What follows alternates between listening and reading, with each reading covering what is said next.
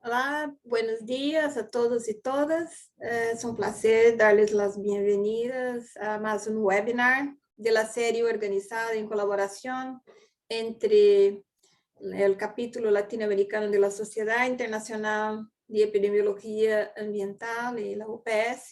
Gracias a todos y todas por su presencia. Yo soy Agnes Soares, soy médica, maestra en salud pública y doctora en salud internacional. Y soy asesora regional de la UPS en epidemiología ambiental, con base en Washington, D.C. El tema de hoy día, exposiciones perinatales a contaminantes atmosféricos y efectos en la salud infantil, va a permitir la discusión de un tema que es prioritario en salud pública. Como todos saben, el embarazo constituye una ventana de susceptibilidad. Una exposición a contaminantes ambientales en este periodo puede generar consecuencias para toda la vida. Asimismo, la infancia temprana es una etapa de la vida particularmente vulnerable a la exposición ambiental. Y por el mismo motivo, estos periodos representan una ventana de oportunidad, tanto para la promoción de la salud como para la prevención primaria en salud pública ambiental. Y ahí la importancia de conocer bien los procesos, salud, enfermedad y este periodo para mejor informar a los tomadores de decisión en salud pública y en el ambiente. Como parte del proceso para entender por qué trabajamos con este tema y también para entender un poco la dificultad que tendremos, los desafíos que tendremos, me permito presentar un poco lo que ha sido novedoso en los últimos meses, que es la OMS ha lanzado una guía que está revisada el pasado 22 de septiembre, con nuevas directrices de calidad del aire.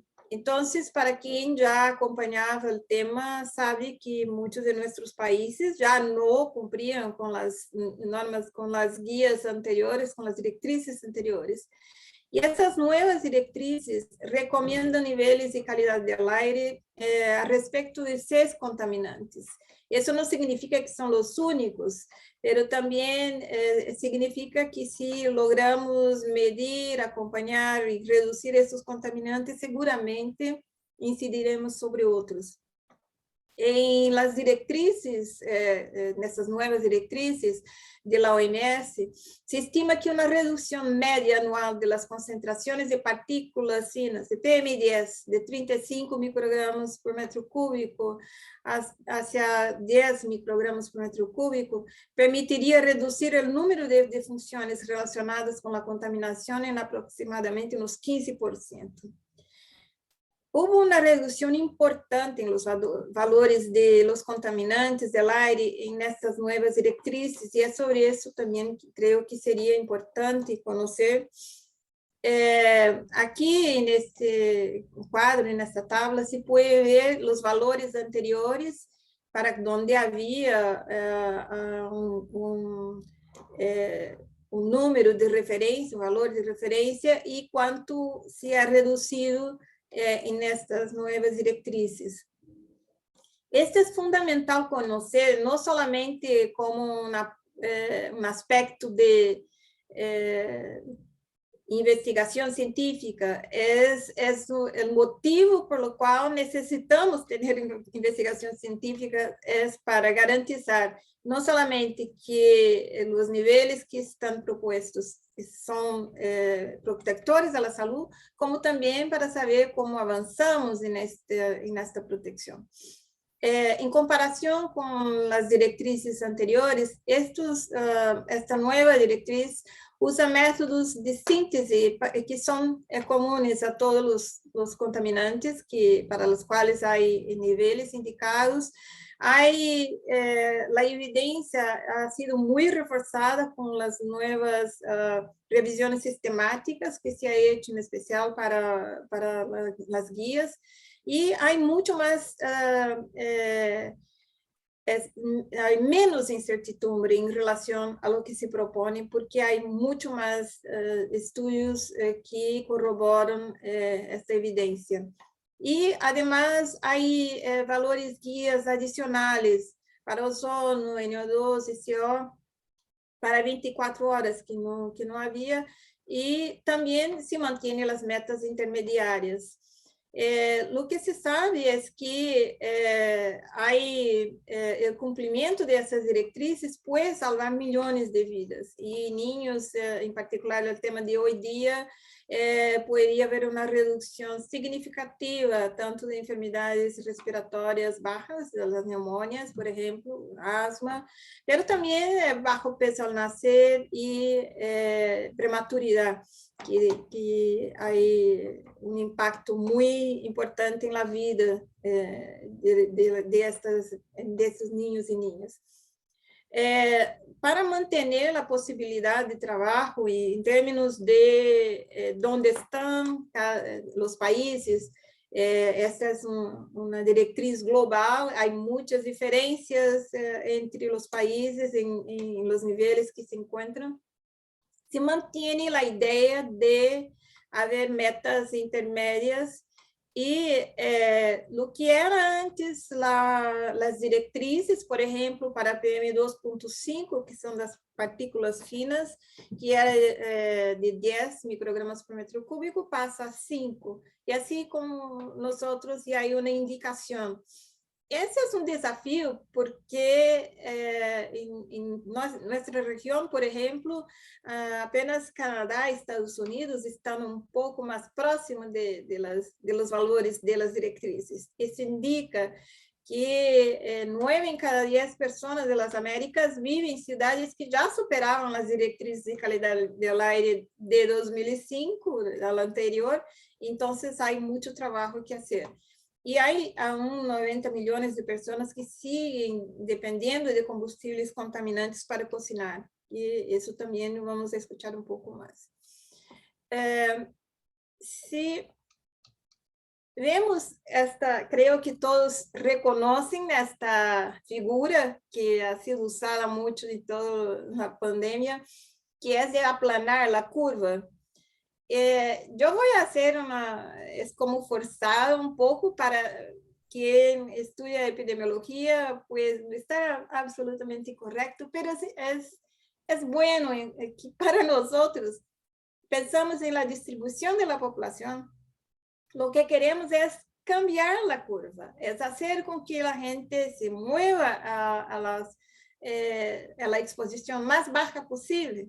Y eso va a depender de dónde están. Tengo aquí, por ejemplo, la distribución de 2 países, de Colombia y China. Por ejemplo, Colombia ya está casi toda la población bajo 35 microgramos por metro cúbico de media anual. ¿Eso significa que no tiene que hacer más nada? No, está en la meta intermedia 1. Tiene que llegar hasta las guías. Entonces, hay que bajar todo eso, es llevar esta población para el otro lado de la curva.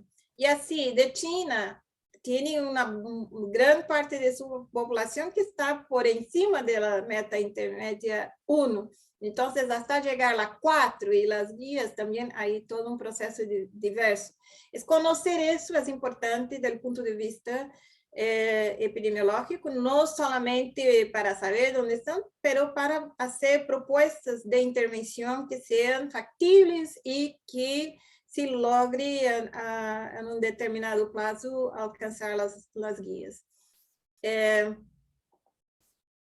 Para quien quiere saber un poco más de epidemiología, les invito a entrar en el curso, es gratuito, está en el campus virtual, ahí está el enlace, está en su segunda edición y podemos hablar sobre eso después, al final de la presentación. Pero esta es la base con la cual trabajamos y el interés del tema de hoy día. Hoy día tendremos 2 fantásticas presentaciones de María José y Estela Blanco, y cada una va a hablar sobre aspectos específicos de estudios no necesariamente con traducción inmediata, pero que para las políticas, pero que mejoran nuestro conocimiento del problema en la región. Y hay que pensar que para apoyar a los países, municipios en el proceso de análisis de situación, es importante esse trabalho em colaboração com a academia e, ao mesmo tempo, a academia traduzir este conhecimento para que nascem as políticas públicas de saúde é fundamental para fazer avançar esta tarefa que é de todos nós outros.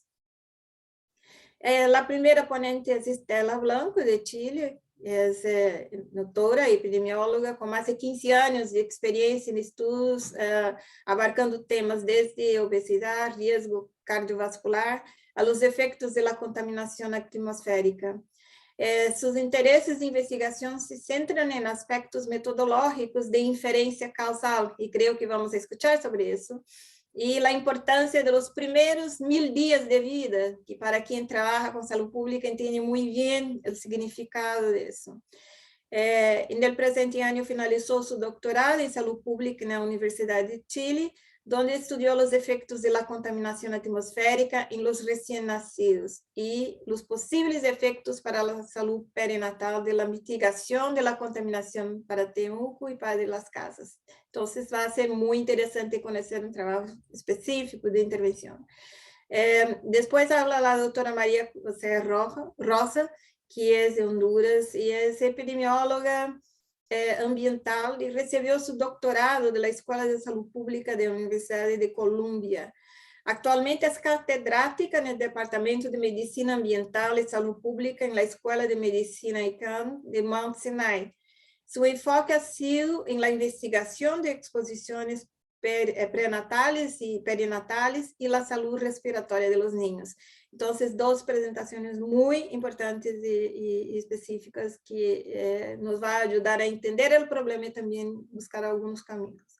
Tendríamos a moderadora doutora Maria Elisa Quintero Cáceres, e eu ia fazer mencionar um aspecto importantíssimo para nós que somos epidemiólogos, que Maria Elisa é atualmente convencional constituinte para redactar uma nova constituição política de Chile. Isso para nós é um honor, saber que um profissional de nossa área vai estar apoiando a seu país a redactar as leis que vão proteger a saúde e o ambiente.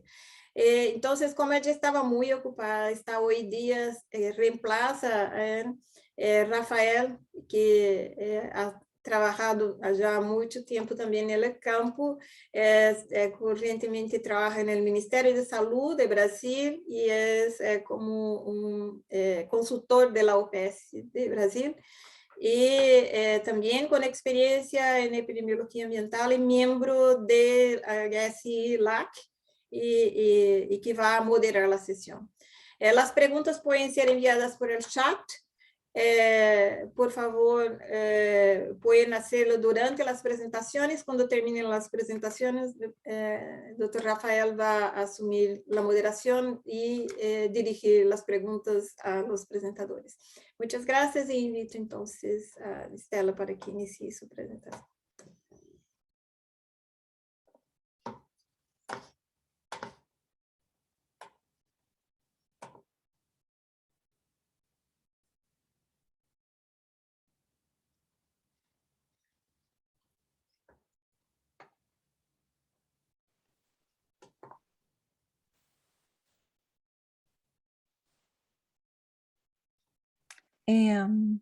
Ok, ¿me pueden confirmar que están viendo mi pantalla? Y voy a avanzar. Y Rafael me dices si avanza o no avanza aquí. ¿Avanza? Sí, perfecto. Ok. Sí, perfecto. Perfecto. Bueno, muchas gracias a todos y todas por invitarme. Qué gusto ver a Rafael en esta instancia. Bueno, muy feliz de hablar con ustedes. Voy a empezar acá el tiempo. Muy feliz de hablar con ustedes sobre la importancia de ver los efectos en salud para el recién nacido de la contaminación atmosférica. Entonces, bueno, la doctora ya nos dio una buena introducción a esta pregunta, ¿por qué estudiar contaminación atmosférica en la región? Pero bueno, usar otra referencia, este es un reporte del World Air Quality reporte, que bueno, no incluye todos los países en la región, pero sirve para comparar entre regiones. Y aquí podemos ver que solo 5% de nuestras ciudades cumplen con la normativa de la OMS, bueno, en 2018. Y eso es en comparación con Europa, 27%. Y bueno, ¿para qué decir Estados Unidos, Canadá? Muchas más ciudades cumplen con esta normativa. Bueno, como fue mencionado, yo trabajo acá en Santiago, Chile. Entonces, algunos ya conocen muy bien Santiago, han visitado nuestra ciudad y se acuerdan, o para los que no han visitado, así se ve, muchos edificios muy grandes, pero nada en comparación con el fondo constante de la cordillera de los Andes. Se dice que no se puede perder en Santiago porque siempre tienes como referencia la cordillera, que hacia el oriente, entonces es imposible perderse. Pero estas imágenes también son de Santiago. Entonces, muchos días del año sufrimos de niveles de contaminación atmosférica muy altos, donde es muy fácil perderse porque ya no se puede ver la cordillera o se ve, pero entre una nube enorme de contaminación.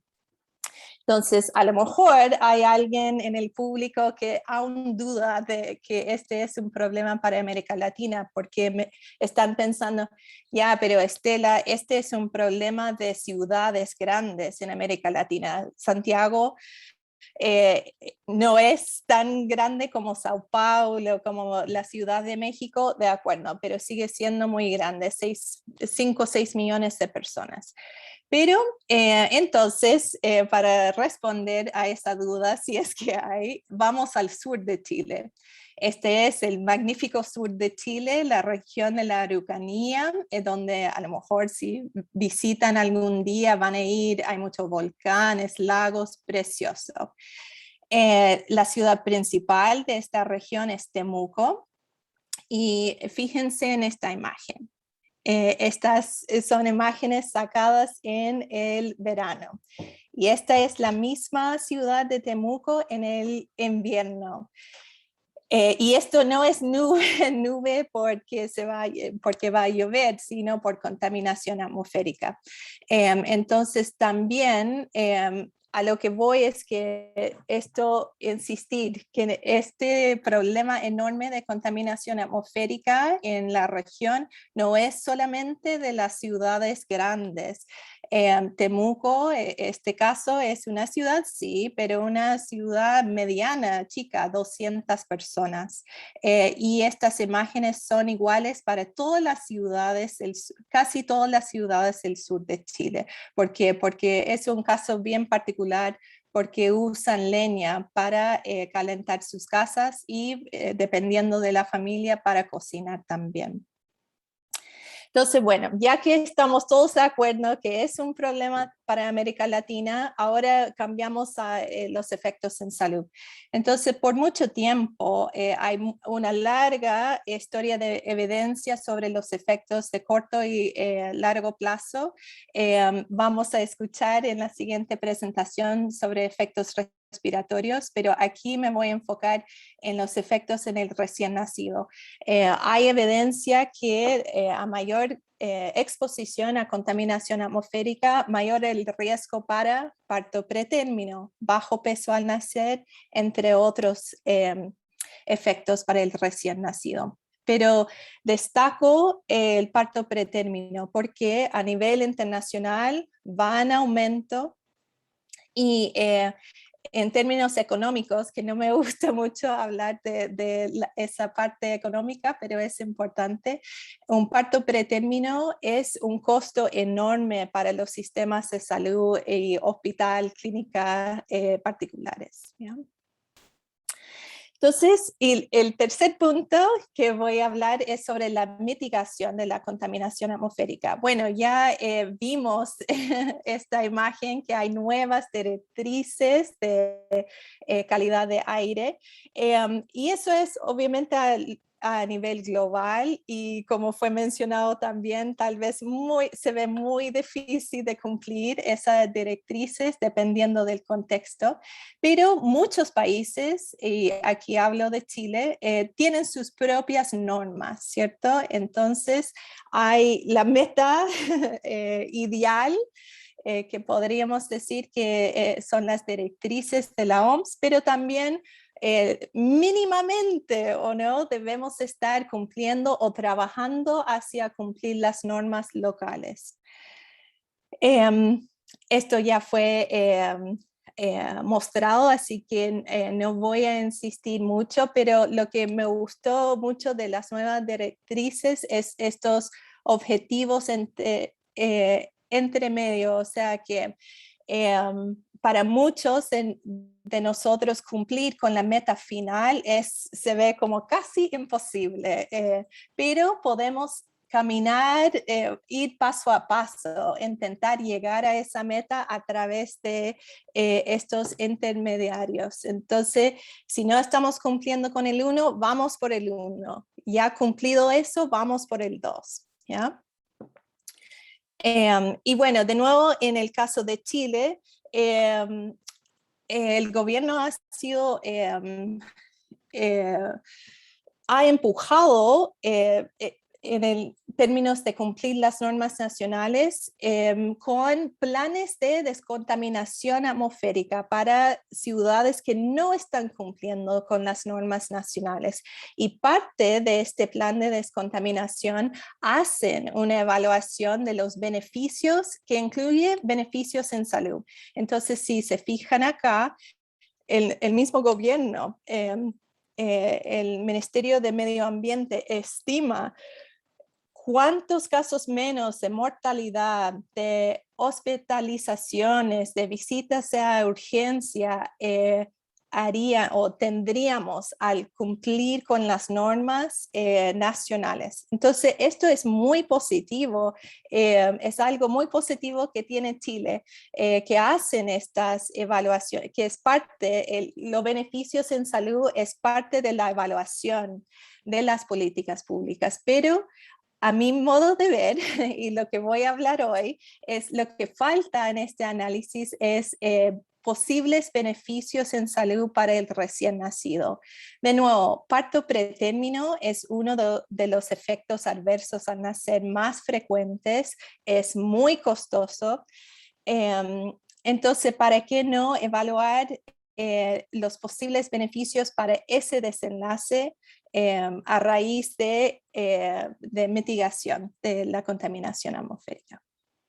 Entonces, bueno, eso en sí es la pregunta de investigación que voy a mostrar a ustedes hoy, que realicé en conjunto con un equipo de la Escuela de Salud Pública de la Universidad de Chile.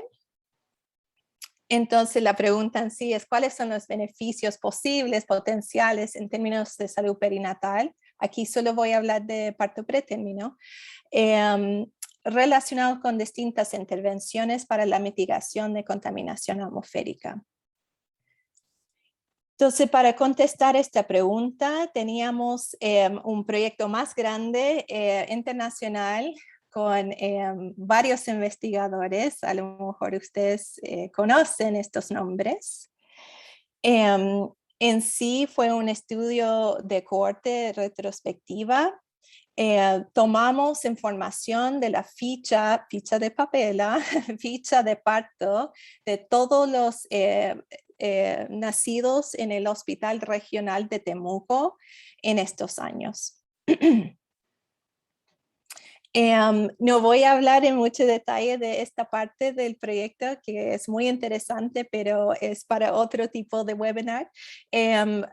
Asignamos exposición mediante un modelo de regresión por uso de suelo. En el fondo, lo que permite hacer este modelo es estimar la exposición considerando el tiempo y el espacio. Entonces, teniendo yo la dirección de la mujer y su fecha de parto, puedo primero ubicar a esa mujer en el espacio. Este es un mapa, perdón, de Temuco, Padre Las Casas. Y los puntitos amarillos representan cada una mujer, un parto. Entonces, si tengo la dirección de domicilio, la fecha de parto, puedo como conversar, hacer esos datos conversar con mi modelo de exposición para asignar su exposición a material particulado fino en todo su parto. ¿Ya?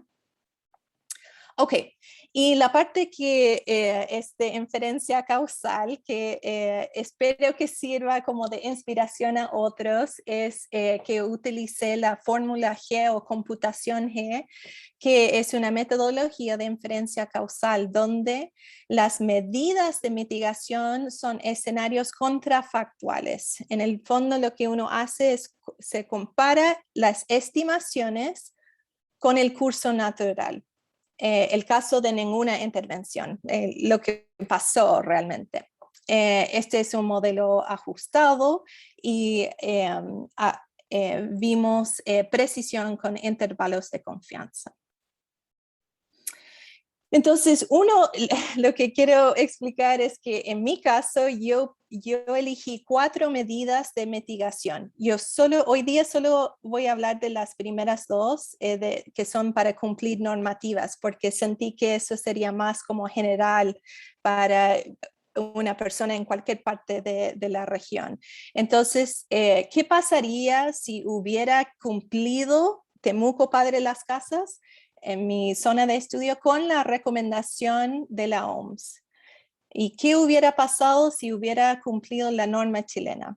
Pero si se fijan, uno podría elegir muchas intervenciones y calcular esto para muchas intervenciones. Entonces, el caso de ustedes que están en otro país, pueden usar su norma nacional o su intervención, una intervención específica que tienen en una ciudad, por ejemplo. Entonces, y así puede estimar posibles beneficios bajo distintos escenarios de reducción. Bueno, esto fue un proyecto de investigación aprobado por un comité de ética de la región. Y primero quiero como mostrarles, explicarles cómo era la muestra para que ustedes evalúen si se compara o no de sus realidades. Bueno, estas eran mujeres jóvenes que habían terminado la enseñanza media, pertenecían al sistema público de salud. Acá en Chile hay 2 sistemas, la gran mayoría de la población pertenece al sistema público. Estas mujeres estaban casadas o con pareja estable, no trabajaban fuera de la casa y en general no tenía condiciones crónicas, pero sí sobrepeso, obesidad.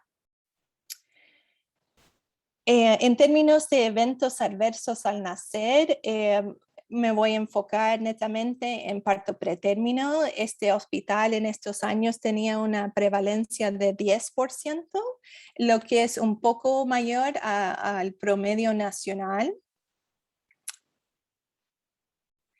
Y en términos de contaminación atmosférica, en general, las mujeres embarazadas estaban expuestas y por ende sus bebés en gestación estaban expuestas a niveles muy altos de contaminación por material particulado fino.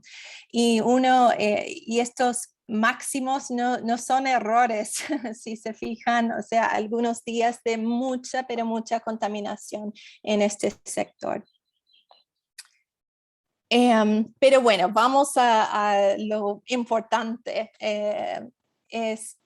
Yo estimé cuántos casos de parto pretérmino hubieran habido en el mismo periodo, 2009 a 2016, primero si se hubieran cumplido la recomendación internacional de la OMS y segundo si hubiera cumplido la norma nacional para material particulado fino.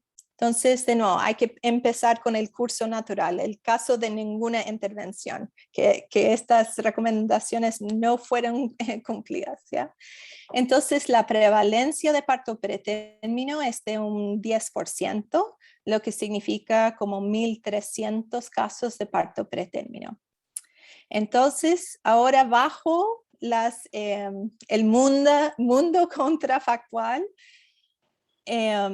¿qué hubiera pasado? Si se hubiera cumplido la norma de la OMS, la recomendación, mejor dicho, perdón, de la OMS, hubiéramos esperado una prevalencia de 5%, lo cual significa 600 casos de parto pretérmino o menos 700 casos de parto pretérmino en el periodo.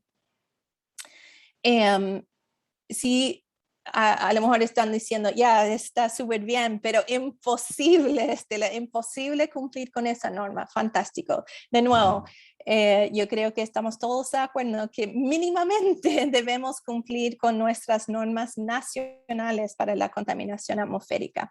Entonces, si en este periodo hubiera cumplido con la norma chilena, hubiéramos esperado una prevalencia de parto pretérmino de 6%, lo cual significa una reducción de casos de parto pretérmino de 544.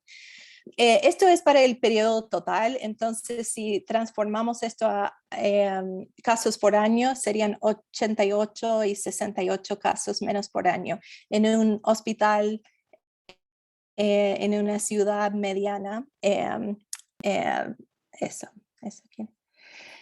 Entonces, bueno, llegando a la discusión ahora, primero una pregunta como subyacente es, todo esto es un gran esfuerzo trabajar en la mitigación de la contaminación atmosférica. Entonces, ¿realmente vale la pena en términos de beneficios a la salud perinatal? Entonces yo diría que sí, de todas maneras. O sea, las posibles reducciones que mostré entre 68 y 88, dependiendo del escenario, significan rebajas importantes en la carga de morbilidad. Y para qué decir el impacto social para las familias y las comunidades involucradas. Y también, como más general, es importante incluir efectos en salud del recién nacido en nuestras evaluaciones de la mitigación de contaminación atmosférica. Tendemos a hablar mucho de mortalidad, que está fantástico, está súper bien necesario, pero es importante también para nosotros y para compartir con la comunidad que no es solo eso, es más sutil, o hay efectos más sutiles que mortalidad. También en términos generales, como a modo de conclusión, la exposición prenatal a contaminación es peligroso para la salud del recién nacido. Estos resultados muestran claramente los enormes beneficios potenciales para la salud perinatal que se podría esperar a cumplir con distintos escenarios de mitigación. Y ojalá que lo ven como algo urgente, que es urgente limpiar el aire para mejorar la salud perinatal. Y esta semana, no sé de ustedes, o estas semanas estamos todos pensando en el cambio climático porque está el COP26. Entonces, lo que yo les invito a pensar es no solo a pensar en el cambio climático, no solo pensar en los efectos para el pobre oso polar, sino los efectos del cambio climático para la mujer embarazada, para el recién nacido. Y con eso finalizo. Muchas gracias. Quiero mencionar especialmente una colega que falleció hace poco, que estamos todos en la comunidad de salud pública en Chile muy afectados, y reconocer el apoyo que me dio la doctora Macarena Valdés en este trabajo, entre otros. Muchas gracias.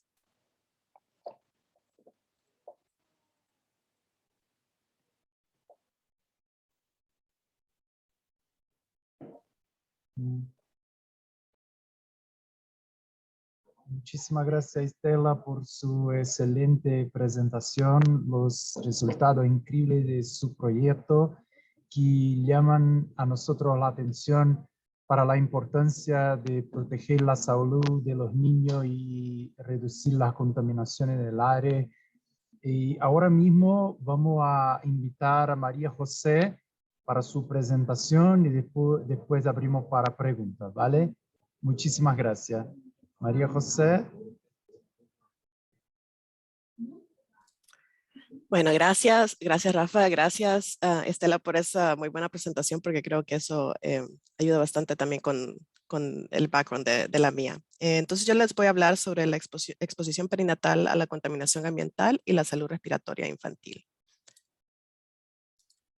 El contenido de mi charla va a ser, voy a hablar por qué nos interesan estos periodos de susceptibilidad, que creo que ya Estela también nos platicó sobre eso, y les voy a hablar sobre unos estudios que hemos hecho en México, en la Ciudad de México, examinando la interacción entre la contaminación ambiental y otras diferentes exposiciones tóxicas, y también tocar un poquito sobre marcadores de estrés oxidativo como posibles mediadores de esas asociaciones y las futuras direcciones de ese trabajo.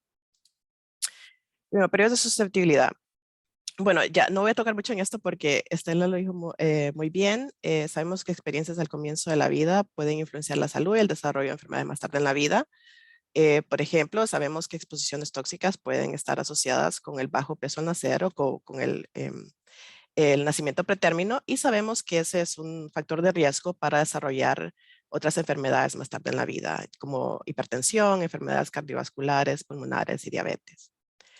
Y nos interesa estudiar el periodo prenatal y perinatal porque, bueno, como yo me enfoco en la salud respiratoria, sabemos que los pulmones se empiezan a desarrollar desde muy temprano en la edad gestacional, aproximadamente a las 4 semanas de gestación, y continúan hasta los 18 años de edad.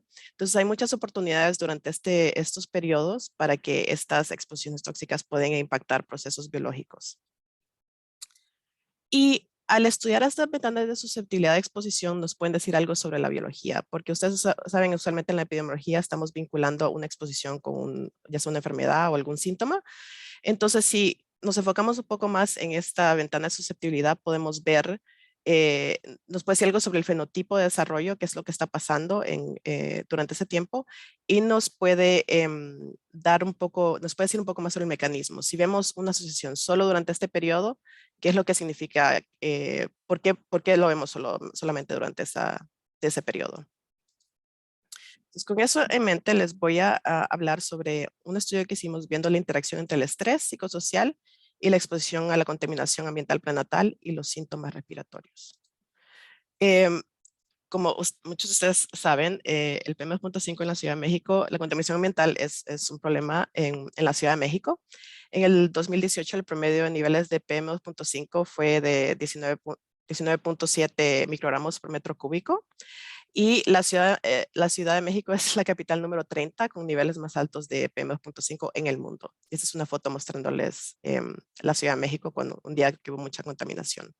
Y eso es obviamente dado también por el alto tráfico de vehículos, pero también por la geografía que es muy específica de la Ciudad de México, que saben que es una cuenca que está rodeada de montañas y su alta altitud causa que la contaminación se quede como atrapada en la atmósfera. Y ahora, y ahora, hablando un poco del estrés. Yo sé que todos aquí han sentido estrés, y el estrés resulta cuando hay una amenaza a nuestro bienestar y es como intentamos sobrellevar y responder para defendernos de esta amenaza. Y la razón por la que nos interesa el estrés es porque está muy vinculado al sistema inmune, y eso es importante en el contexto de las enfermedades respiratorias. Al sentir estrés, se activan varios sistemas biológicos como el eje hipotalámico hipoficiario adrenal y el sistema nervioso adrenérgico, y esto afecta el sistema inmune. Y sabemos que el estrés está asociado con modulación de citoquinas, decremento en anticuerpos, reactivación de viruses. Entonces pensamos que biológicamente hay un vínculo entre el estrés y el desarrollo de enfermedades respiratorias. Y esto es mostrándole cómo pensamos que digamos, esta exposición durante el periodo prenatal, perinatal pueda llevar a una enfermedad respiratoria más tarde. Si una mujer embarazada está expuesta ya sea a la contaminación ambiental y al estrés, esto impacta sus sistemas biológicos, como les dije, el eje hipotalámico hipoficiario adrenal, también el balance de oxidantes y antioxidantes y también el sistema inmune. Y esto puede impactar al feto y ciertos mecanismos moleculares. Y después el niño al nacer está expuesto directamente a estos toxicantes directamente y pueden impactar estos mismos sistemas ya directamente en el niño. Y esto puede llevar al desarrollo de esa exacerbación de enfermedades como el asma. Ahora, todo el trabajo que les voy a presentar es en Progress, que es el corte de nacimiento que tenemos en la Ciudad de México, en el que mujeres embarazadas están recibiendo cuidado prenatal a través del Instituto Mexicano del Seguro Social. Este es el criterio de elegibilidad del corte original y fueron reclutadas entre el 2007 y el 2011. Y la forma en que medimos el PM2.5 en nuestro estudio es usando un modelo espacial temporal validado que incorpora data derivada de un satélite de la NASA que se llama MODIS. Usa unas medidas que se llaman Aerosol Optical Depth. Y si quieren más detalles sobre este modelo, lo pueden ver en esta publicación. Pero básicamente tenemos exposición residencial diaria de PM2.5 para cada participante en el estudio basada en su residencia. Y tiene una resolución espacial de 1 por 1 kilómetro cuadrado. Y para este análisis usamos promedios de cada trimestre. Y la forma en la que medimos el estrés en este estudio es usando un cuestionario que se llama crisis en el sistema familiar. Y se hacen preguntas en 11 diferentes dominios que se muestran aquí en esta caricatura. Y les preguntamos si la mujer ha sufrido este evento en los últimos 6 meses. Pero también les preguntamos si en general el evento le fue positivo, negativo o indiferente. Porque, por ejemplo, les preguntamos, ¿usted se divorció en los últimos 6 meses? Esto puede ser un evento que lo perciben como positivo, negativo o indiferente.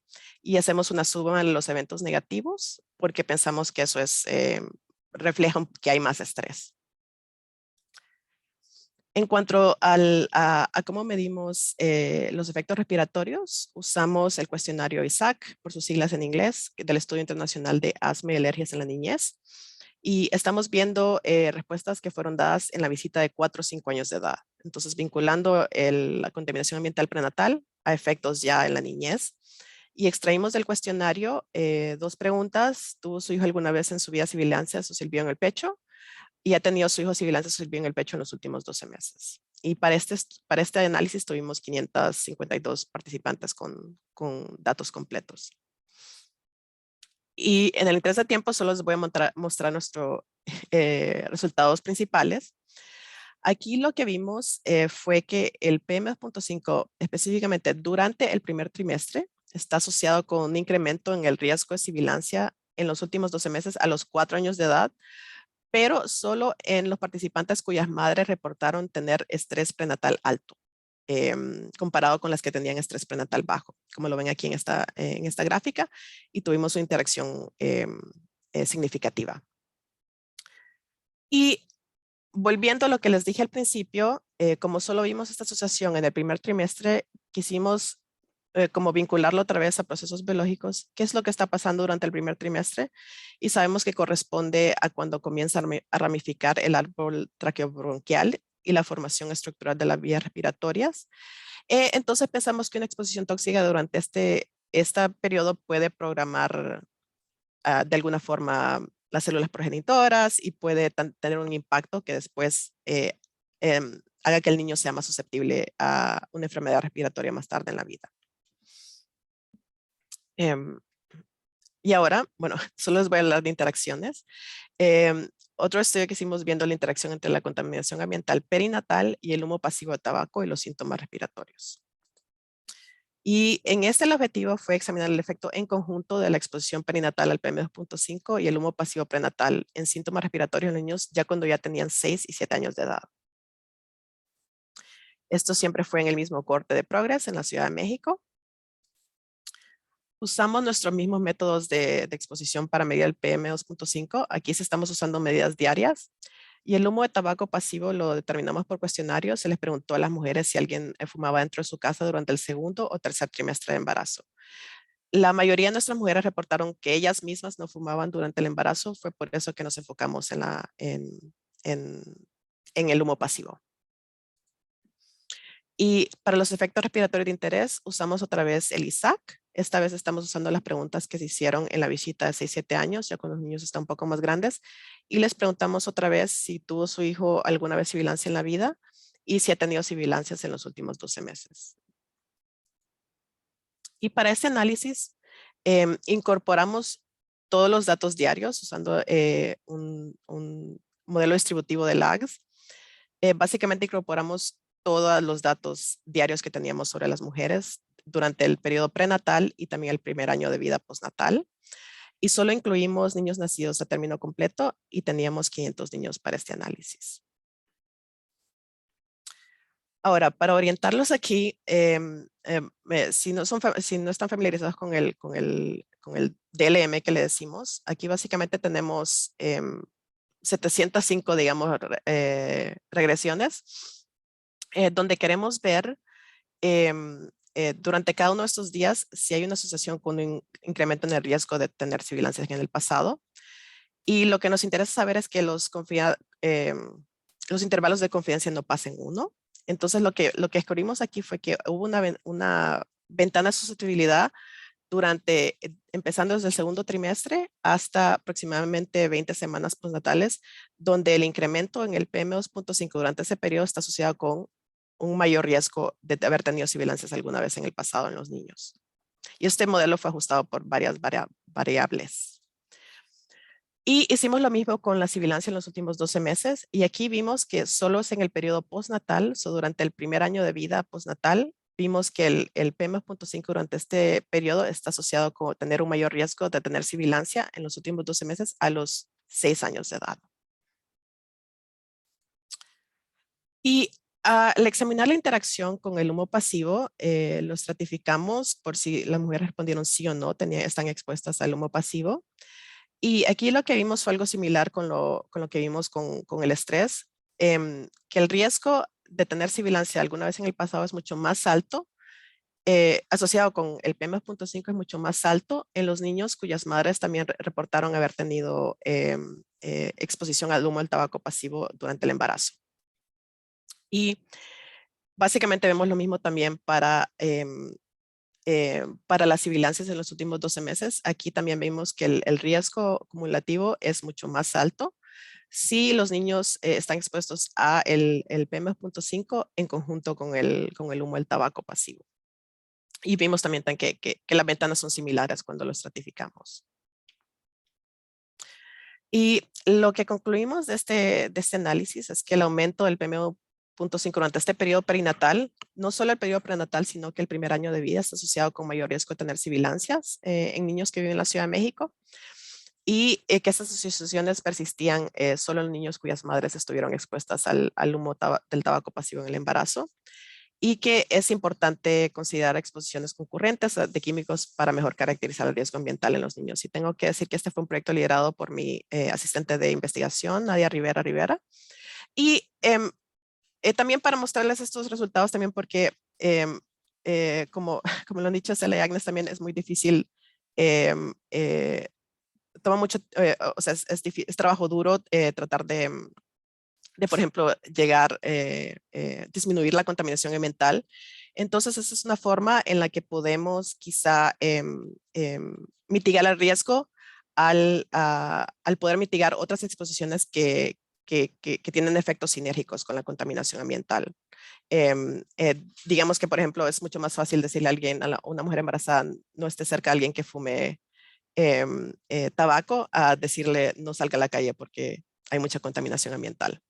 Y lo mismo con el estrés, también es algo que se puede modificar. Entonces, pensando que estas son cosas que quizás se pueden modificar, mientras quizá podemos llegar a tener una política para bajar la contaminación ambiental. Y solo tocaré brevemente sobre marcadores de estrés oxidativo, porque también nos interesa investigar posiblemente que puede ser mediador entre la asociación entre la contaminación ambiental y nuestros efectos respiratorios. Y nos hemos enfocado en dos biomarcadores. También sabemos que hay un rol central del estrés oxidativo en la toxicidad del estrés y del PM y de la contaminación ambiental. Entonces pensamos que cambios en el ADN mitocondrial y en la longitud de los telómeros pueden servir como biomarcadores de esta toxicidad. La mitocondria, porque es una fuente intracelular más importante de especies reactivas del oxígeno y son sensibles al estrés oxidativo. Igual los telómeros, que sabemos son altamente susceptibles, y sabemos que la reducción en la longitud de telómeros, como ustedes saben, algunos le dicen el reloj biológico, altera la función de los glucositos. Entonces pensamos que esto se puede alterar desde muy temprano en la vida. Y es lo que hemos visto. Hemos examinado la asociación entre el PM2.5 prenatal y estos marcadores medidos en la sangre del cordón umbilical de los niños, de los mismos niños que les mostré antes. Y lo que vimos es que sí hay una asociación, por ejemplo, con el PM2.5 al final del embarazo y un decremento en el contenido de ADN mitocondrial en los niños. Y en cuanto a los telómeros, vimos unas ventanas diferentes. Vimos que una reducción en la longitud de los telómeros durante el primer trimestre de embarazo con el PM2.5, pero quizá esto nos puede ayudar a vincular lo que vimos antes con el primer trimestre de embarazo. Quizá podemos, no hemos llegado al siguiente paso, que es vincular los biomarcadores con nuestros síntomas, pero eso nos puede dar también como nos puede decir algo sobre el proceso biológico y no solamente vincular exposición con síntoma. Y para terminar, solo futuras direcciones. El corte de Progress no fue diseñado para hacer un estudio respiratorio, entonces yo tengo un subestudio dentro de Progress, donde como solo teníamos datos respiratorios de cuestionario, nos interesa recolectar fenotipos respiratorios más objetivos. Entonces estamos recolectando medidas de función pulmonar pre- y postbroncodilatador, y queremos examinar otra vez la contaminación ambiental y el estrés en estas medidas, y también vincularlo con los biomarcadores de estrés oxidativo. Y eso solo mostrando el trabajo de campo. Esto obviamente fue pre-pandemia. Pre-pandemia íbamos a las casas. Bueno, obviamente tuvimos que parar, pero ahora ya volvimos. Estamos haciendo todas las pruebas afuera para ser más seguros. Pero vamos a las casas y les hacemos la espirometría a los niños. Les damos el salbutamol y la hacemos otra vez. Y recolectamos también medidas del cuestionario, el ISAC otra vez, también historial de asma y alergias de los padres. Recolectamos polvo porque nos interesa también qué es lo que está pasando dentro de la casa de los niños.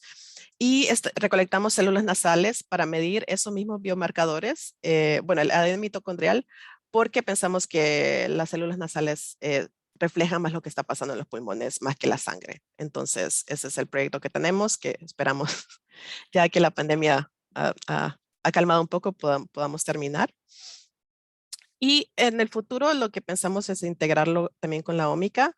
Lo bueno de Progress es que tiene muchas medidas de exposiciones, no solo hay contaminación ambiental y estrés, también tenemos metales, talatos, pesticidas, un número grande de exposiciones que podemos integrar. Ya tenemos, además de los telómeros y el contenido de ADN mitocondrial, también estamos pensando en agregar medidas metabolómicas y epigenómicas, entonces tener como un panorama más amplio de lo que está pasando con todos estos contaminantes. Y también cuando pensamos en el desarrollo pulmonar y también el desarrollo de cualquier enfermedad, lo que nos interesa es que nadie desarrolla enfermedades, ¿verdad? Entonces pensamos que este periodo, ya sea prenatal, perinatal, es donde, si hay una intervención, es donde puede haber el mayor impacto. Que si intervenimos aquí donde hay mucha más plasticidad, donde no se ha desarrollado todavía la enfermedad, podemos realmente disminuir el riesgo de esa enfermedad crónica. Entonces solo los quiero dejar con eso. Y solo quiero dar agradecimientos a Robert Wright, que es el investigador principal de Progress, a todos mis colaboradores, bueno, estos no son todos, pero mis colaboradores en la escuela de Mount Sinai, obviamente nuestros colaboradores, porque este es un proyecto en conjunto con el Instituto Nacional de Salud Pública y el Instituto de Perinatología en México. y también obviamente las mujeres y niños participantes y todos los fondos que han hecho posibles estos estudios. Entonces creo que ya justo terminé y ya está para preguntas. Ya, muchísimas gracias María José por su presentación, increíble proyecto, súper importante demostrar la relación de la contaminación ambiental, el estrés, los impactos del sistema inmune, el estrés oxidativo. Me encantó el sistema CRISIS de evaluación familiar. Le quiero escuchar un poquito más sobre esto y la relación súper importante con el humo pasivo y la contaminación ambiental. Súper, súper. Bueno, tengo algunas preguntas acá en el chat. La primera voy a hacer a Estela, que ya le respondió acá, pero quiero que hable un poquito más, con más detalle. Estoy curioso. La pregunta de Juan Manuel, que le pregunta, ¿cuáles son las variables que consideraron que podría ser sus potenciales confusoras? Y además del número de casos de parto prematuro, ¿se pudo comparar entre los tiempos de mayor contaminación con las épocas de menor contaminación? Súper. Gracias. Sí, muchas gracias Juan Manuel por el interés. Ahí contesté, para no olvidarme de las variables que estaban en el modelo. Feliz de escuchar sugerencias, si creen ustedes que me faltó alguna. Obviamente estábamos limitados a información que está en la ficha de parto, entonces estaba tabaquismo, por ejemplo, pero vamos a creer eso autorreporte o no, bueno, ahí podemos discutir un poco más. Y sobre el número de casos, eran como 1.500 casos, más o menos 10%, que mencioné que fue una prevalencia un poco más alta del promedio nacional. Eso puede ser debido a que por esto de 2 sistemas de salud en Chile y yo, mi muestra venía de un hospital público, entonces el promedio nacional obviamente incluye tanto los hospitales públicos como las clínicas privadas. Puede ser debido a eso. Sobre la última parte sobre tiempos de mayor contaminación con las épocas de menor, quiero decir algunas cosas.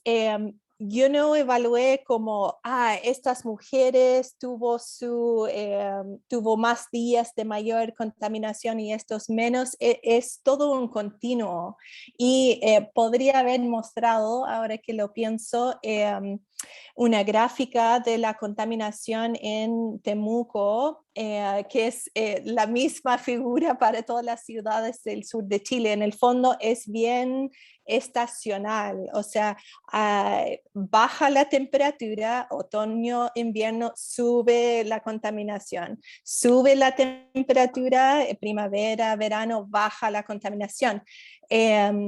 Está muy bien, sabíamos eso, pero la dificultad del embarazo es que son 9 meses, entonces por defecto va a incluir tanto un periodo de mucha contaminación y poca contaminación, ¿ya? Entonces, como eso fue un desafío de modelar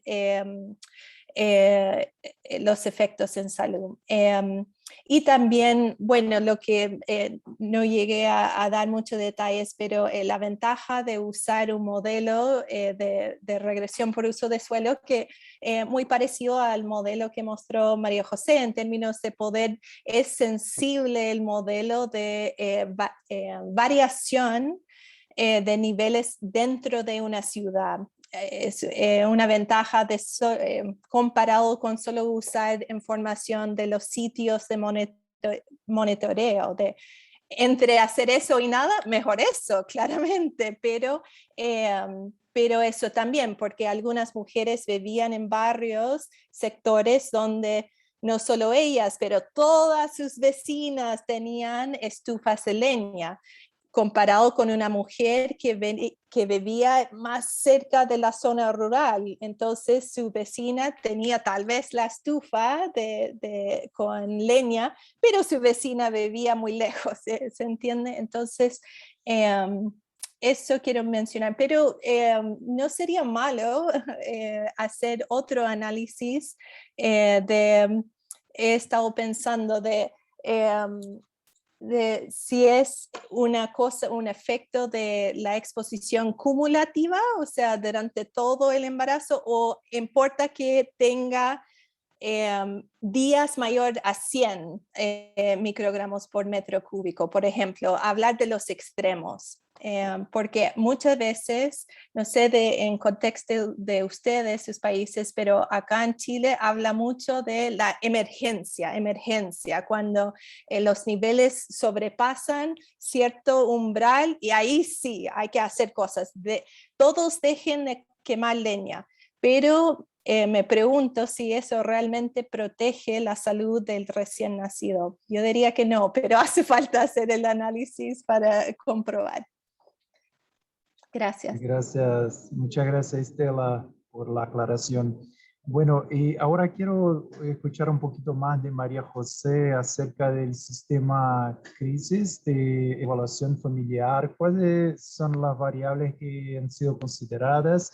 Y un poquito más adelante sobre cuáles acciones recomendaron ustedes para las familias. Creo que tiene una relación con lo que han avaliado en el sistema y cuáles fueron las estrategias de sensibilización que ustedes usaron para, bueno, movilizar la familia para los cambios necesarios a la protección de la salud de los niños.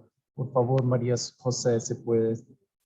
Sí, claro. Bueno, primero sobre el crisis, creo que son 56 preguntas sobre dominios, ya sea de legales, legal,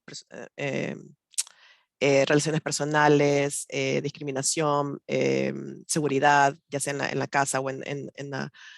entonces les pregunta se le hace todas estas preguntas a estas mujeres si le pasó esto o no, sí o no. Después se les pregunta, ¿le fue positivo, negativo o neutral? ¿Usted cómo se sintió? Y también, de hecho, se les pregunta también si todavía siguen, si este problema se resolvió o si usted sigue teniendo esos mismos sentimientos sobre este evento. Solo nos hemos enfocado en lo negativo porque estamos viendo si tiene un efecto malo, pero muchas personas han dicho, ¿y qué tal los que tienen efectos positivos? Eso puede también ser un modulador también, o quizá la gente tiene como más, no sé la palabra en español, resilience, como son más fuertes que pueden, por eso saben que también el estrés depende que también sus propios como digamos, cómo usted lo puede soportar también. Y nosotros usualmente lo que hacemos es que sumamos esos dominios y damos una suma global de eventos negativos. Entonces, porque pensamos que si hay más eventos en cada dominio, entonces hay más estrés. Eso es como lo hemos usado. Pero la verdad es, se puede usar de diferentes maneras y también hay como preguntas que se pueden sacar también. Y es también los últimos 6 meses. Entonces, es un periodo o sea, no es tan corto. Y ha sido validado, no sé si ha sido validado en portugués, pero ha sido validado en español y es originalmente en inglés. Entonces, nos parece que es una herramienta súper buena para esto. Ahora, en cuanto a intervención, esa es la cosa que resulta con estudios epidemiológicos, porque nuestro estudio es solamente observacional. Entonces, no podemos técnicamente intervenir. Si hay bueno, no podemos intervenir y decirle, usted tiene estrés muy alto, o sea, tiene que, y esto lo estamos haciendo en análisis después, entonces la verdad no le podemos decir a la mamá, baje el estrés porque ya han pasado 6 años desde que tuvo ese estrés, ¿verdad? Si hay algún problema así de salud, sí tratamos de como, por ejemplo, en México, mucha exposición al plomo, entonces, por ejemplo, si tenemos un niño que tiene un nivel de plomo muy alto, si le decimos tiene un nivel de plomo muy alto, se trata de averiguar cuál es la fuente de plomo, si usualmente es como de las ollas que se usan para cocinar y todo eso, pero en realidad no podemos decirle, quizá le podemos decir, su hijo tiene tal cosa, quizás sea bueno que lo lleve al doctor, pero técnicamente no podemos intervenir. Y esa es la cosa, entonces tendría que ser como un estudio, sería súper bonito tener un estudio como de intervención que decir, ok, si le damos como medidas para reducir el estrés, ¿qué impacto puede tener esto en la reducción de enfermedades respiratorias? Y no me acuerdo creo, no me acuerdo si había otra pregunta, pero... Sí, no, esto, perfecto. Muchísimas gracias, María José, por la explanación. Bueno, y una otra pregunta del chat, creo que para los dos, con el uso de cubrebocas, de las mascarillas de la pandemia, ¿qué porcentaje de patología en el recién nacido ha sido reducido en sus países? Si hay alguna estimativa, si hay datos ya producidos en este sentido. Creo que para los dos, si Estela puede empezar, le agradezco. Bueno, encuentro la pregunta muy interesante, pero lamento informar que no tengo para la respuesta. Lo encuentro muy importante. Algo que no es respondiendo a la pregunta, pero un poco como una rama parecida de esto de que ahora, en términos que hoy estamos hablando de contaminación atmosférica y algo positivo de la pandemia, si se puede rescatar algo, es tal vez el uso de mascarilla, que ahora es muy común, no es tema, todos tienes miles y se usa.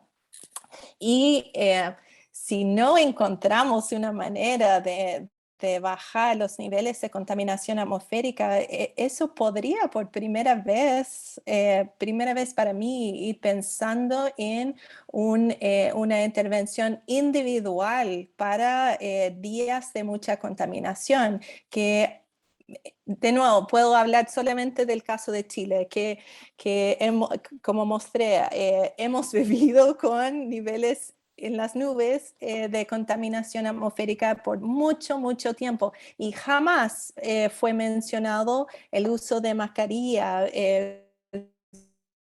Si necesitas salir a la calle, obvio hay que salir, ya, pero tal vez usar una mascarilla, eso saco como algo positivo, que ahora los tomadores de decisiones o nosotros los profesionales de la salud pública podemos como recomendar para la población. Entonces, lo siento a la persona que hizo la pregunta, no tengo la respuesta, pero me prestó para, para hablar de este otro tema.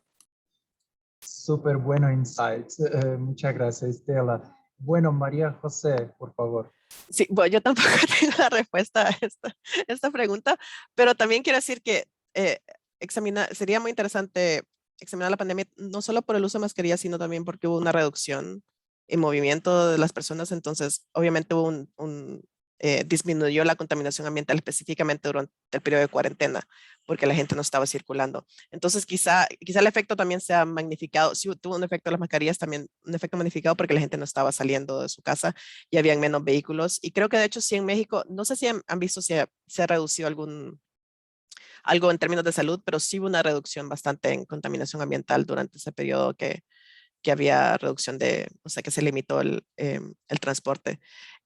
Y yo creo que entonces sería un buen como experimento natural, como se hizo también como en los Juegos Olímpicos, como en China, que vieron cuando hubo reducción, que sí, pre y post los Juegos Olímpicos. Y yo creo que en México quizás sí va a haber de esos datos porque ellos tienen el ENSANUD, que es em,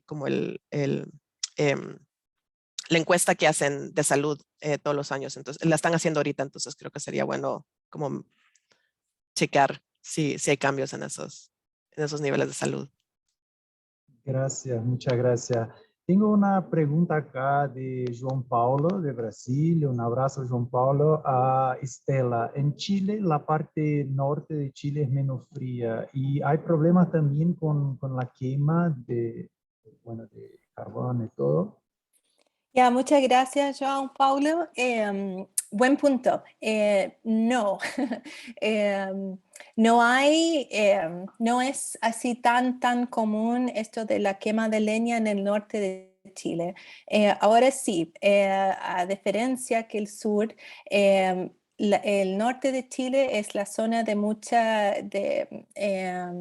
minería. Entonces ahí entran otros problemas de contaminación por metales pesados, o sea, arsénico en el aire, por ejemplo. Entonces ahí es otro webinar, otro enfoque, pero esto de contaminación atmosférica por quema de leña es un fenómeno del sur de Chile, como básicamente todo el sur después de Santiago. Santiago es una ciudad contaminada, pero por más como fuente tradicional, como la Ciudad de México. Tráfico, una mezcla de tráfico, industria y algo de quema de leña o biomasa. Gracias, muchísimas gracias, Estela. Bueno, tenía un comentario aquí en el chat que creo que merece compartir con todos nosotros, que es de Agnes Suárez, que pone que la evidencia para recomendar el uso de mascarilla para episodios de contaminación del aire es ainda muy limitada. Entonces, que la OMS aún no tiene recomendación clara sobre esto. Esperamos, creo que es un buen disparador para más estudios respecto de esto, como nos comentó Estela, y muchas gracias, Agnes, por su intervención. Bueno, yo tengo creo que la última pregunta por el avanzado del tiempo. Bueno, un comentario sobre las megaciudades, la contaminación del aire, en especial de las partículas 2.5 y el combo con COVID. Y la pregunta es si los niños en su cohorte, María José, y extiendo la pregunta también a Estela, si te creen en un efecto aditivo, si están esperando encontrar algo en este sentido, y si es posible en su visión que haya esta interacción y este efecto aditivo de ciudades muy contaminadas con la COVID. Bueno, tenemos un mismo problema en Brasil con las quemadas los incendios en Amazonia y quería escuchar de ustedes. María José, si puede empezar, le agradezco. Sí, yo sé que hubo un estudio, bueno, fue en los Estados Unidos, de hecho, que fue, creo, de Harvard, creo que fue el grupo de Anton Lasanovetti, creo, que sí mostraron que en condados en Estados Unidos donde había más contaminación ambiental, habían niveles más altos de infección por COVID.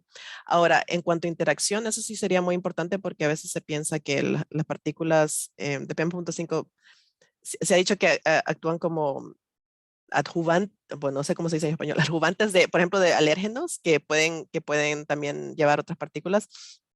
Y si pensamos que el PM2.5 incrementa la inflamación y el sistema oxidativo, entonces yo creo que sí, quizá podría haber un riesgo. Ahora, en nuestro corte específico, sí les queremos preguntar, o sea, sea así anecdotalmente que sí han habido casos de COVID, obviamente, en nuestros participantes, pero sí les queremos preguntar y de hecho queríamos medir anticuerpos también para ver si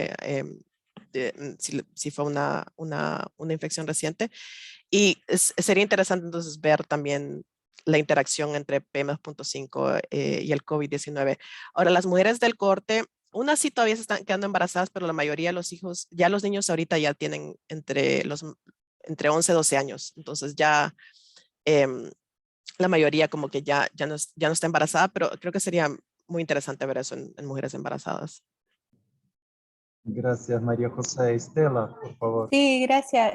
Muy interesante la pregunta. Es difícil contestar. Yo creo que a simple vista los datos de Chile dirían que sí, que más exposición a contaminación atmosférica, mayor la tasa de COVID, pero es como complejo porque en un momento de la pandemia Temuco, Padre Las Casas, donde hice el estudio, fue el epicentro, entonces contaminación jugó un rol seguramente, pero la otra parte es Temuco, es dentro de la región más pobre de Chile. Entonces ahí yo siento que es difícil o hace falta hacer un análisis más complejo de intentar separar lo que es contaminación propiamente tal y nivel socioeconómico, porque está muy unido en el sur de Chile por el mismo de la quema de leña. Muchísimas gracias. Bueno, y acá tenemos una participación especial de Juan José Castillo, que es el asesor de la OPS en la calidad del aire, y gustaría de invitarlo a, si puede comentar un poco también sobre la interactuación de la COVID con la calidad del aire. Muchas gracias, José. Y bueno, está con la palabra. Muchísimas gracias, Rafael, y felicitaciones a ti, a María José, a Estela y a Agnes por poner junto esta sesión, y también a todos los participantes. Comentaba con Agnes que siempre trato de seguir esta serie de webinars, me parece excelente, y es un espacio que desde la OPS quisiéramos mantener en el tiempo, y por supuesto cuentan con nuestro, digamos, con nuestro compromiso para ello. Sobre el tema que menciona Rafael, yo creo que lo podríamos, digamos, como atender en dos componentes. Uno, en el peso de la evidencia, como menciona Estela y María José, que aún es un tema que se está explorando. La Organización Mundial de la Salud hizo una publicación el año pasado discutiendo cómo se requiere avanzar en el desarrollo de evidencia para poder tener digamos, para poder tener recomendaciones más concluyentes o tener, tener, digamos, recomendaciones más concluyentes que permitan ver entre la problemática, las diferentes interacciones que hay detrás entre COVID y contaminación del aire. En este caso, contaminación del aire ambiente, ¿no? Porque también tenemos la problemática de contaminación del aire en interiores, que digamos, frente a la pandemia, resurgió en su importancia estratégica en el marco también de las intervenciones, quiero decir, y mandamos a las personas a estar en sus hogares, y descubrimos que los hogares no siempre están bien ventilados, que están hacinados, que utilizan energías contaminantes, y esto, por supuesto, se convierte en un factor de riesgo para la COVID y otras enfermedades de tipo respiratorio. Y yo creo que hacia allá iría la siguiente, digamos, el siguiente componente de la interacción entre COVID y contaminación del aire, y es cuáles son las políticas, más allá de los mecanismos de si la COVID y el aire se relacionan o se exacerban, cuáles son las políticas que podemos hacer para mejorar la calidad del aire, tanto ambiente como en interiores, y que de esa forma también nos va a ayudar a reducir la vulnerabilidad frente a enfermedades respiratorias y cardiovasculares, sobre todo en la población de mayor vulnerabilidad, incluidas las mujeres en embarazo, los niños menores de 5 años y los adultos mayores, que más allá de la pandemia o no, suelen ser los que ocupan mayor tiempo en interiores. Por eso también desde la OMS se hizo este llamado a la recuperación verde frente a la COVID, y es una agenda que también estamos apoyando desde la Organización Panamericana de la Salud, y trabajando desde ese trabajo integral, desde esa perspectiva integral. Muchas gracias, Rafael. Muchísimas gracias, Juan. Le agradezco mucho por resaltar la importancia de la retomada, recuperación verde, ¿no? Bueno, la pandemia ha sido un desastre, pero ha sido también una oportunidad de nosotros reconstruirnos con más sustentabilidad. Entonces, muchísimas gracias. Bueno, creo que ya vamos llegando al fin del webinar. Voy a compartir acá una tela para el cierre. No sé si las ponentes quieren hablar algo más o si Agnes quieren comentar, que piquen a vontade. No, gracias a todos. Estela. No, muchas gracias a todos por el interés, la atención. Bueno, Agnes, por favor. No, creo que está bien, termine. Estamos avanzando también en el tiempo. Claro, perfecto. Entonces, Bueno, yo estoy intentando compartir acá mi pantalla, pero no estoy pudiendo, pero me gustaría darle algunos comentarios primero acerca del curso que les habló en el inicio Agnes sobre una colaboración de la OPS con ICE, que es el curso de epidemiología ambiental básica. Está disponible en el campus virtual en salud pública de la OPS, que pueden buscar como Agnes enseñó en el inicio. En el próximo mes no tenemos el webinar que tenemos mensualmente, tenemos una reunión interna del capítulo latinoamericano y bueno, hay algunas ventajas de tornar miembro de la ICE.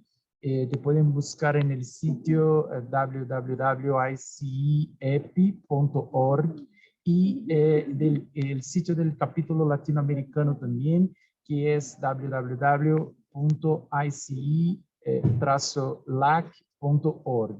Entonces, que pueden buscar todo y son un montón de ventajas, incluso el descuento de la inscripción de la conferencia anual, elegibilidad para becas, para participación en la conferencia, boletines mensuales, acceso a todas las actividades y posibilidad de interactuación con otros investigadores. Bueno, los webinars mensuales son una colaboración de la OPS y el ICE-LAC, que es el capítulo latinoamericano de la International Society for Environmental Epidemiology. Y tenemos un año súper productivo con un montón de temas de importancia a la salud ambiental. Quiero agradecer a la persona de Agnes por todo el apoyo y el liderazgo con estos eventos. Muchísimas gracias, un buen fin de día a todos y todas y muchas gracias a las ponentes. Gracias.